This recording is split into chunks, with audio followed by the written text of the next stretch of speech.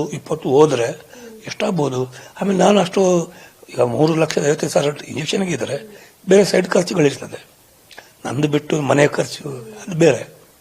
ಇದು ಹಿಂಗೆ ನಾನು ಸರ್ವೈ ಆಗುದು ಹೇಗೆ? ಡಾಕ್ಟ್ರು ಡೈರೆಕ್ಟಾಗಿ ಹೇಳಿದ್ರು, ಒಬ್ಬರು ಕಲಾವಿದ, ನಿಮ್ಮ ಮನೆ ನೀವು ಹೋಗಿ ಕನ್ನಡ ಚಿತ್ರರಂಗದ ಕೆಲವು ದಿಗ್ಗಜ ನಟರು ಎಲ್ಲ ಇದ್ದಾರೆ, ಮನೆ ಹೋಗಿ ಒಂದ್ಸರಿ ಅವರನ್ನು ಕೇಳಿ, ಮಾಡೋದಿಲ್ವೋ ನೋಡೋಣ.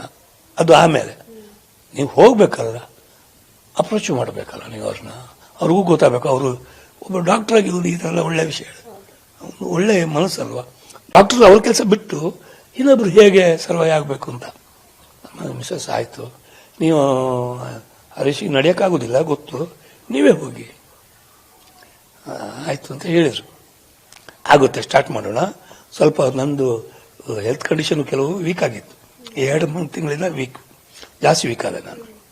ಈ ಕಾಲದಲ್ಲಿ ಬಲ ಕಮ್ಮಿ ಆಗೋದು, ಅದೇ ಪ್ರೋಟೀನ್ ಹೋದ್ಮೇಲೆ ಅದು ಸ್ವಲ್ಪ ನನಗೆ ಇದಿತ್ತು. 3 ಇಯರ್ಸ್ ಇತ್ತಲ್ಲ, 3 ಇಯರ್ಸ್ ಆದ್ಮೇಲೆ ಮತ್ತೆ ಗಂಭೀರ ಪರಿಸ್ಥಿತಿ ಬರ್ಬೋದು ಅಂತ ಹೇಳಿದ್ರು. ಆ 3 ಇಯರ್ಸ್ ಅಲ್ಲಿ ನೀವೇನಾದ್ರೂ ರಿಕವರ್ ಆಗುವಂತಹ ಪ್ರಯತ್ನ ಪಟ್ರ, ಟ್ಯಾಬ್ಲೆಟ್ಸ್ ಅಥವಾ ಟ್ರೀಟ್ಮೆಂಟ್ ತಗೋತಿದ್ರ? ಹೌದು, ಈಗ 3 ಇಯರ್ಸ್ ಅಲ್ಲಿ ಟ್ರೀಟ್ಮೆಂಟ್ ಇತ್ತು. ನನಗೆ 1 ವರ್ಷ ಹಿಂದೆ ನೀವು ರಿಕವರ್ ಆಗ್ತಾ ಇದ್ದೀರಿ ಅಂತ ಡಾಕ್ಟರ್ ಹೇಳಿದ್ದಾರೆ. ರಿಕವರಿಂಗ್ ಇದೆ ನಿಮಗೆ. ಆಮೇಲೆ ನಾನು ಹಾಗೆ ಇದ್ದೆ, ಆಕ್ಟಿವ್ ಮಾಡಿದೆ, 1-2 ಫಿಲ್ಮ್ ಆಕ್ಟ್ ಮಾಡಿದೆ. ಆಮೇಲೆ ಅದ್ರ ಬಗ್ಗೆ ತಲೆನೇ ಆಗ್ತಿಲ್ಲ ನಾನು. ಯಾವಾಗ ಚೆಕಪ್ ಇರ್ತದೆ ಡಾಕ್ಟರ್ ಇದಕ್ಕೆ ಹೋಗುದು, ಫೋನ್ ಮಾಡಿ ಹೋಗ್ತಾ ಇದೆ. ಅದಾದ್ಮೇಲೆ ಕ್ಯಾನ್ಸರ್ ಇರ್ಬೋದು ಮರ್ತೇ ಬಿಡ್ತಾ ಇದೆ. ನಾನಾಯ್ತು, ಫ್ಯಾಮಿಲಿ ಆಯ್ತು, ಫಿಲ್ಮ್ ಸಿಕ್ಕಿದ್ರೆ ನೋಡುವ ಅಂತೇಳಿ. ಅದರಿಂದಾಗಿ ರಿಕವರ್ ಆಗ್ತಾ ಇತ್ತು. ಸಡನ್ ಈಗ 6 ತಿಂಗಳಿಂದ ಸ್ವಲ್ಪ ಇನ್ಫೆಕ್ಷನ್ ಸ್ಟಾರ್ಟ್ ಆಗಿದೆ ಲಂಗ್ಸ್. ಇಲ್ಲಿ JP 7 ಫೇಸಲ್ಲಿ ಒಂದು ಹಾಸ್ಪಿಟಲ್ ಇದೆ, ಅಲ್ಲಿ ನನಗೊಬ್ರು ವಿನಯ್ ಅಂತ, ಡಾಕ್ಟರ್ ವಿನಯ್ ಅವರು, ನನ್ನ ಫ್ಯಾನ್, KGF ಎಲ್ಲ ನೋಡಿದ್ರಲ್ಲ, ಒಂಥರ ನನ್ನ ಮೇಲೆ ಭಾಳ ಅಭಿಮಾನ. ಅವ್ರು ಫಸ್ಟು ಇನ್ಫೆಕ್ಷನ್ ಆದಾಗ ಅವ್ರು ಏನು ಹೇಳಿಲ್ಲ. ಮೊನ್ನೆ ತಿರ್ಗ 3 months ಹಿಂದೆ ಇನ್ಫೆಕ್ಷನ್ ಆಯಿತು. ಅವಾಗ ಅಂದ್ರು ಅದು ನಿಮೋನಿಯಾ, ನಿಮಗೆ ನಿಮೋನಿಯಾ. ನನಗೆ ನಿಮೋನಿಯಾ ಏನು ಇನ್ನೂ ಗೊತ್ತಿಲ್ಲ. ತುಂಬ ಸ್ಟ್ರಾಂಗ್, ಅದು ಬಂದರೆ ಮನುಷ್ಯನ ವೀಕ್ ಮಾಡ್ತದೆ. ಸ್ವಲ್ಪ ನೀವು ಚಳಿಗಾಳಿ ಇದೆಲ್ಲ ಬೀಳಬಾರ್ದು, ನಿಮಗೆ ತಗೋಬಾರ್ದು. ಕೋಲ್ಡ್ ಐಟಮ್ ಎಲ್ಲ ಜಾಸ್ತಿ ತಗೋಬೇಡಿ, ಮುಟ್ಟಕ್ಕೆ ಹೋಗ್ಬೇಡಿ ಅಂತ ಇವಾಗ ಹೇಳಿದರು. ಈಗ ಹೇಳಿದ ಮೇಲೆ ನಾನು ಸ್ವಲ್ಪ ಓಕೆ. ಜೊತೆಗೆ ಮನೆಗೆ ಒಂದು 10 ದಿವಸ ಇದು ಆಕ್ಸಿಜನ್ ಕೊಡೋಕ್ಕೆ ಸಿಲಿಂಡರ್ ಎಲ್ಲ ಕೊಟ್ಟು ಆಮೇಲೆ ರಿಕವರ್ ಆದೆ ನಾನು. ಆವಾಗ ರಿಕವರ್ ಆಗ್ಬೇಕಾದ್ರೆ ಅವರು ವ್ಯಾಕ್ಸಿನೇಷನ್ ಕೂಡ ಇದೆ ಇದಕ್ಕೆ. ಯಾವುದು ನಮ್ಮ ಲಂಗ್ಸ್ ಏನು ಇದಾಗುತ್ತಲ್ಲ ನಿಮೋನಿಯಾ, ವ್ಯಾಕ್ಸಿನೇಷನ್ ಕೊಡಿಸಿ ಇನ್ನೊಂದು ಈಗ ತಗೋಬೇಕು. ಇನ್ನೊಂದು ಈಗ ಮಾಡಲಿಲ್ಲ ಅಂದರೆ ಇದು ಸ್ವಲ್ಪ ಕಮ್ಮಿ ಆಗುತ್ತೆ ನನಗೆ, ಲಂಗ್ಸ್ ಇನ್ಫೆಕ್ಷನ್ಗಳು ಕಮ್ಮಿ ಆಗುತ್ತೆ ತಗೊಂಡ್ರೆ. ಹೇಳಿಲ್ಲ, ಅದು ತಗೊಂಡು ಈಗ ನೋಡಿ ಮೊನ್ನೆಯಿಂದ ಸೂಜಿಗಳು ಚುಚ್ಚಿ ಅಲ್ಲಿ ಅದು ಮೊನ್ನೆ ನಾನು ಬಂದು 4 ದಿನ ಆಯಿತು, 4-5 ದಿನ ಆಯಿತು ಹಾಸ್ಪಿಟ್ಲು ಕಿದ್ವಾಯಿಂದ. ಅದು ಮೊದಲು ಇಲ್ಲಿ ನೀವು ಹಾಸ್ಪಿಟ್ಲ್ JP ಮಾಡ್ತಾರೆ. ಸ್ಟ್ಯಾಮಿನಾ ಬರೋಕ್ಕೆ ಒಂದು 8 ದಿವಸ ಅಲ್ಲಿದ್ದೆ, ಅಲ್ಲಿ ಅಡ್ಮಿಟ್ ಆಗಿದೆ. ಬಾಡಿ ಅಷ್ಟು ವೀಕ್ ಆಗಿತ್ತು ಈ ಟ್ಯಾಬ್ಲೆಟ್ಸಿಂದ. ಕಿಡ್ನಿ ಫಂಕ್ಷನ್ ಎಲ್ಲ ಉಲ್ಟಾ ಪಲ್ಟ, ಲಿವರ್, ಕಿಡ್ನಿ ಸಿಕ್ಕಾಬಟ್ಟೆ ಲೂಸ್ ಮೋಷನ್ಗಳು, ಯೂರಿನ್ ಸ್ಟಾಪ್ ಆಗೋದು, ಎಲ್ಲ ಒಂದಕ್ಕೊಂದು ಸಂಬಂಧ. ಅದನ್ನೆಲ್ಲ ಸ್ವಲ್ಪ ಕರೆಕ್ಟ್ ಮಾಡಿ ಈಗ ಅಲ್ಲಿಂದ ನಾನು ಕಿದ್ವಾಗಿ ಶಿಫ್ಟ್ ಆಗಿ, ಕಿದ್ವಾಯಿಂದ ಈಗ ಅದು ಇಂಜೆಕ್ಷನ್ ಸ್ಟಾರ್ಟ್ ಮಾಡುವ, ನೀವು ಸ್ವಲ್ಪ ರೆಡಿಯಾಗಿ ಮೆಂಟಲಿ ಅಂತ ಹೇಳಿ ನಾನು ಬಿಟ್ಟರು.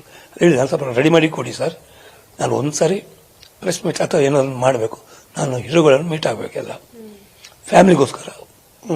ಟ್ರೀಟ್ಮೆಂಟಿಗೆ ಹೋಗ್ತೀನಿ ಅಂದರೆ ಏನಾಗ್ಬೋದು ನನಗೆ ಗೊತ್ತಿಲ್ಲ. ಟ್ರೀಟ್ಮೆಂಟು ಹೋಗ್ತೀನಿ, ಪ್ಲಸ್ ನನಗೆ ಮುಂದಿನ ಇಲ್ಲಿ ಕಾಣ್ತಾ ಇದೆ ಏನು ಸಹ. ಒಂದ್ಸರಿ ಎಲ್ಲ ನಾಯಕ ನಟರು ಇದ್ದಾರೆ ಅಂತ ನನಗೆ ನಿಂತರೆ, ನಾಯಕರಾಗಲಿ ಇಂಡಸ್ಟ್ರಿಯಲ್ಲಿ ಎಲ್ಲ ಈಗಿನ ನಾಯಕಿಯರು ಕೂಡ ಸ್ಟ್ರಾಂಗ್, ಒಂಥರ ಪವರ್ ಅವರೆಲ್ಲರೂ. ಸಹ ನಟರು ಕೂಡ ತುಂಬ ಹೆಸರುವಾಸಿಯಾಗಿ ಈಗ ನನ್ನ ಇಂಡಸ್ಟ್ರಿಯಲ್ಲಿ ಒಮ್ಮೆ ನಾನು ಎಲ್ಲರನ್ನು ಮಾತಾಡಿಸ್ಬೇಕು, ಆ ಥರ ನನ್ನ ರೆಡಿ ಮಾಡಿ. ಅದು ಈಗ ಮೊನ್ನೆಯಿಂದ ಅದು ಮಾಡಿ ಹೇಳಿದ್ದೀನಿ ನಾನು.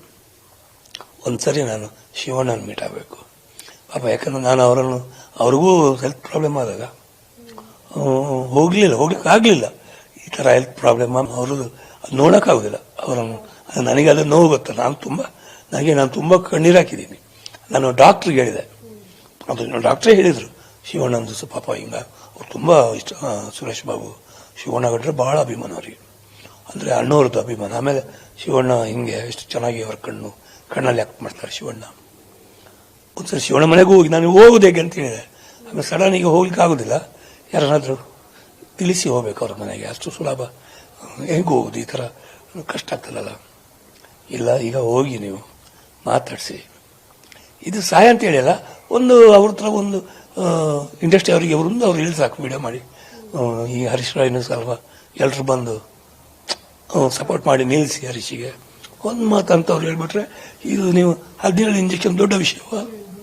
ಅವರೆಲ್ಲ ಏನು ನೀವು, ಅವರೆಲ್ಲ ಲೆಜೆಂಡ್ಸ್ ಅವರು, ನೀವು ಹೆದರಬೇಡಿ, ಟ್ರೈ ಮಾಡಿ. ನೀವು ಮಾಡಿಲ್ಲ ಅಂದ್ರೆ ಆಮೇಲೆ ನೋಡೋಣ. ಪ್ರಯತ್ನ ಏನಾದ್ರು ಪಟ್ರ ಸರ್ ಶಿವಣ್ಣ ಅವ್ರನ್ನ ಭೇಟಿ ಆಗಕ್ಕೆ ಕರೆ ಮಾಡಿದ್ರ ಅಥವಾ? ಇಲ್ಲ ಅಂದ್ರೆ ಅವ್ರದ್ದು ಇಲ್ಲ, ಬರುತ್ತೆ ಸದ್ಯದಲ್ಲಿ ಬರುತ್ತೆ 100%. ಯಾಕಂದ್ರೆ ಈಗ ನೀವೆಲ್ಲ ಇವರೆಲ್ಲ ಬರ್ತಾರಲ್ಲ, ಅಣ್ಣನಿಗೆ ಫಸ್ಟ್ ತಿಳಿಸು, ಅಣ್ಣನಿಗೆ ತಿಳಿಸು ಅಂತ ಹೇಳಿ. ಈಗ ಧ್ರುವ ಸರ್ಜಾ ಅವ್ರು ಕೂಡ ಸಹಾಯ ಮಾಡಿದಾರೆ ಅಂತ ಕೇಳ್ಪಟ್ವಿ, ನೀವು ಕೂಡ ವಿಡಿಯೋ ಮಾಡಿ ಧನ್ಯವಾದ ಹೇಳಿದ್ರಿ. ಅಂದ್ರೆ ಅವರು PA ಆಗುತ್ತಿಲ್ಲ, ಬಂದು ನೀನೆ ಮಾತಾಡ್ಸಿದ್ರು.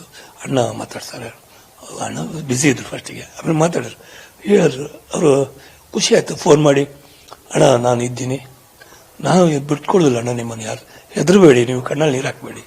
ನಂಗೆ ಅಷ್ಟೇ ಒಂಥರ ಹೋಯ್ತು. ಯಾಕಂದ್ರೆ ಹೇಳಿಲ್ಲ, ಹೆಸರು ಹೇಳೋದಿಲ್ಲ ಅಂತ ಹೇಳಿದಲ್ಲ ನಾನು. ಆಮೇಲೆ ಅವರು ನಾನು ಅಷ್ಟು ಕ್ಲೋಸ್ ಇಲ್ಲ ನಾನು, ಅಂದರೆ ಅವ್ರು ನೋಡಿದ್ದೀನಿ, ಚಿಕ್ಕ ವಯಸ್ಸಿನಲ್ಲಿ ಅವರನ್ನು ನೋಡಿದ್ದೀನಿ, ಬರ್ಡೇಗೆಲ್ಲ ಹೋಗಿದೆ.